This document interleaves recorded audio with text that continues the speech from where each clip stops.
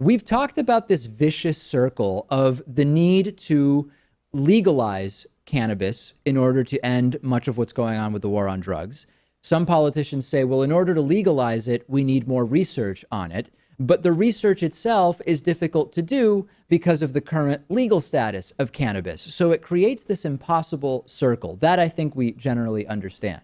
We've got some really good news about this, which is that Jefferson University announced that it has received a $3 million donation from two Australian philanthropists, Barry and Joy Lambert, to fund medical research into cannabis. And they're actually going to be renaming the Cannabis Research Center the Lambert Center for the Study of Medicinal Cannabis and Hemp. Now, there's some disagreement over the reality of this. Jefferson University says it's the, quote, first major health sciences university in the U.S. to establish a medical cannabis research center. However, Ole Miss has had a cannabis research center for many years. So it's unclear whether this is considered the first major or the first minor or whatever the case is. But this is still really, really big news. And, you know, when I was at UMass, Rachel, I thought we had a cannabis research center. It turns out it was just a frat house. I was convinced that we had a major cannabis research center there. That's funny.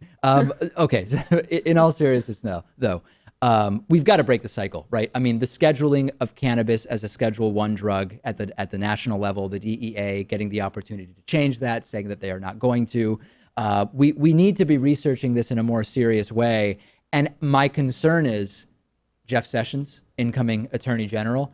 It's not exactly going to be the most welcoming environment for marijuana research, is it? Yeah, and Schedule 1 means that it's the most dangerous possible drug. There's no medical uses for it whatsoever, and it's on the same platform as things like heroin, meth, and LSD. It's very Doesn't crazy. make sense. I wonder if there's going to be a shift now from Israel, which is kind of our unofficial offshore area for Cannabis research? Yes, exactly. I wonder if this is going to set actually a positive precedent to kind of shift research over here, because as we know, to get anything done through the FDA, it takes about a lifetime. Yeah, and there's a broader question around the world, which is what's wrong in the United States that it's taking so long to really start doing serious subsidized research on the benefits of both cannabis and hemp.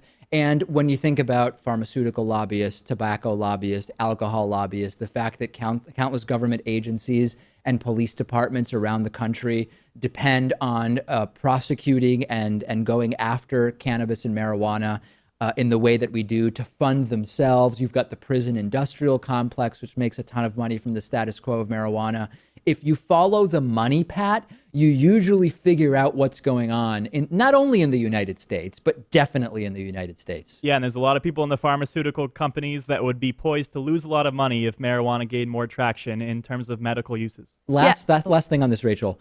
There's sometimes the thought from the anti-legalization community that we don't have any actual medical evidence about medical uses for marijuana. That could not be further from the truth. There are over 100 different studies that at the small level have shown at minimum potential for medical marijuana use to treat a variety of conditions and symptoms, if not actual success in doing so. That's true, but I really think the big underlying issue here is how the FDA is classifying it, because if you think about all of the research with the microbiome and classifying stool as a drug, because who profits from stool? Yes, that's it's not a very profitable business. I know Pat's looked into businesses involving stool, and he ended up producing the David Pakman Show. So I think that tells you how much potential Pat saw in that business. I decided not to invest. He decided not to invest. I'm on Twitter at @DPakman. You can also reach us on Twitter at David Pakman Show. We'll be back after this.